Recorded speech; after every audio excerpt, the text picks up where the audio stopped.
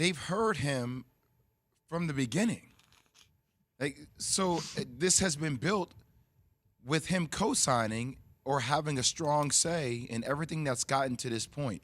And I understand that things can quickly change. But what I'm trying to tell people is if I were Joe Tsai, I hear what Kevin Durant has said to me. I understand there's an ultimatum out there that has gotten leaked to the press. Wonder how. About it's either me or Steve Nash and Sean Marks. And what I'm saying to Kevin Durant, if I were Joe Tsai, is it's the Brooklyn Nets franchise. That's who I'm choosing. And I think that's what Joe Tsai's tweet was about.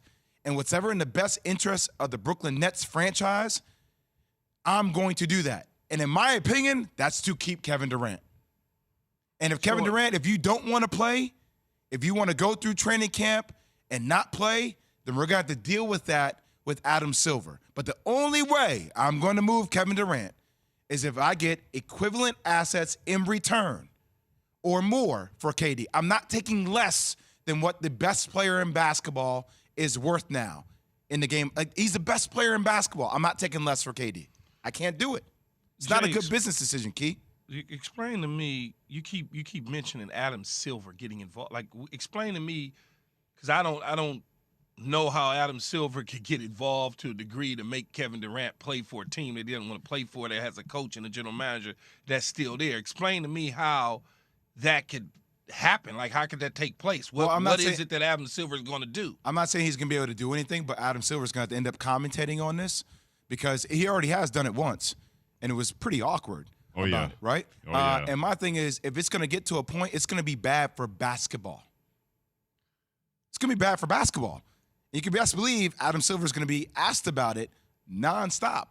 Yeah, and if anything, Key, I think what this does, if it prolongs, it creates more issues for players in the league. We've already talked about the NBA looking at the new CBA coming up and saying, hey, all this stuff about players just forcing their way out of situations and, with no consequences and signing long-term deals and then forcing their way out.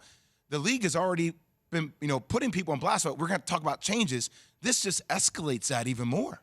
No, I understand. I understand that they will look at some of the bylaws and the collective bargaining agreement moving forward based on protecting themselves as a franchise. I just don't see how, if you are the Brooklyn Nets and you are Joe Tsai or let's just say the Brooklyn Nets, how do you not move on from Kevin Durant, especially given the fact that you're not willing to fire both individuals that he allegedly has asked for you to fire? I don't know how you don't move on from him, because if you're saying to me that I'm not going to fire those two individuals, but you still got to play for those two individuals and be a part of this team, I don't understand how you're going to be best served given the fact that you got a player who doesn't want to be there, who doesn't want to be with the two individuals that you still have on staff. Like, how is that going to transpire to anything good whatsoever? But that's why, Key, I said this is a negotiation. So I will come to the table and say, hey, look, Steve Nash, I think he's the answer. Tell me who else is a better answer for you. And then have you give me his court?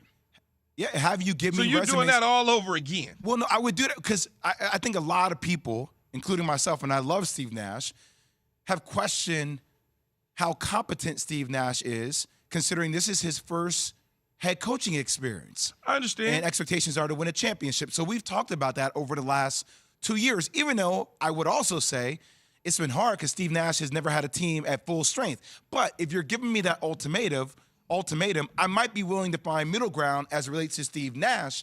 I'm not giving you any middle ground with Sean Marks. Sean Marks is off the table for me. So I might be willing to compromise there with Steve. But he asked you for both. But that's what I'm saying. You can't. You can ask for anything you want. A negotiation key is when it. we walk away and everybody's somewhat unsatisfied. Like, you're not going to just win a complete negotiation. We have to meet in the middle here. But part of the problem, though, is the fact that Kevin Durant asked for both. Okay, let's assume that they say, you know what, Steve Nash. Let's just assume Steve said, you know what, man, I don't need to be a part of this. I'm getting ready to step down. I don't have time for this. I'm a professional. I've won a championship, gold medal. I'm out of here. My career is more important. I'm gone.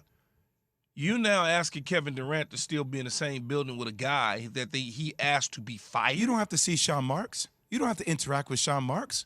It doesn't matter whether you got to interact with him or not. They still in the same building. So what does that have to do with anything? What is Sean Marks gonna do? Not come around? Sean Marks has now got to make some. Sean Marks has now got to make some personnel decisions. And if Kevin Durant is in on all of that, he's got to communicate with him, Jay. If you're giving Kevin Durant autonomy basically to run, I'm not. But you are. I'm not. By firing Steve Nash, No, I'm not. By coming to Kevin. I'm not. I'm making it. I'm not. Hey, by the way, Key, just because I come to you and I talk to you doesn't mean I have to do what you advise. I'm receiving your feedback. No, right? but wait, hold on though, Jay. So if Kevin Durant is telling you to fire somebody, and you ultimately fire that individual, and then you ask Kevin Durant, who do you want? And Kevin Durant says, I want Jay Will to coach the team.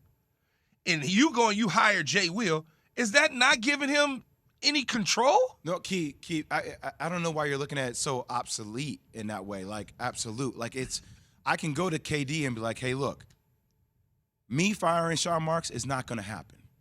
It's not going to happen. It's non-negotiable. Okay. I am willing to meet you middle ground if you can find me a better candidate for this team than Steve Nash. I found one, Jay Will. All right, then let's all talk about that, and I might be willing to do that one, but but that doesn't mean that you have autonomy because I'm willing to meet you in the middle here. I'm willing to take your feedback and listen to you. You just listened to me and you fired Steve Nash and you hired Jay Will. But I was already on the verge. But like realistically, like he's not going to go anywhere. He has a meeting coming up with Joe Tsai. Just accept it. Run it back. Who's going to give up the franchise, their dog, their cat, their pet lizard, the pet birds, and everything else that comes with it? Nobody. Right What if, as has been speculated, KD, who probably, I imagine, has a hard time confronting Kyrie, given the nature of their personalities. If Kyrie's really in control, right? KD doesn't want to disappoint him, doesn't want to let him know, dude, I can't do it with you anymore. And this is all a ploy to get rid of Kyrie. What if?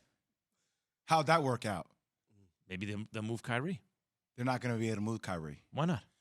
What did I tell you? I said there's 0% chance that Kyrie moves. They're not going to move Kyrie Irving. Why not? Where are they going to get? The market is dead for Kyrie Irving. I disagree with that. All right, who? If I am, There's one team. If I'll give you a team right now. Who?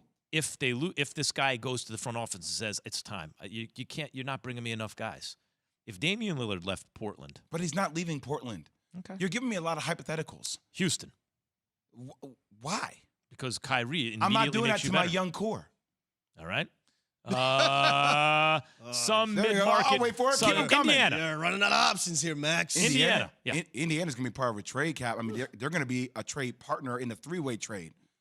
Okay. And I'm only going to get Kyrie for a year? Why would I want to do that to my franchise? He's making a good point. They'll be a taker. The Lakers. You got to give me a lot.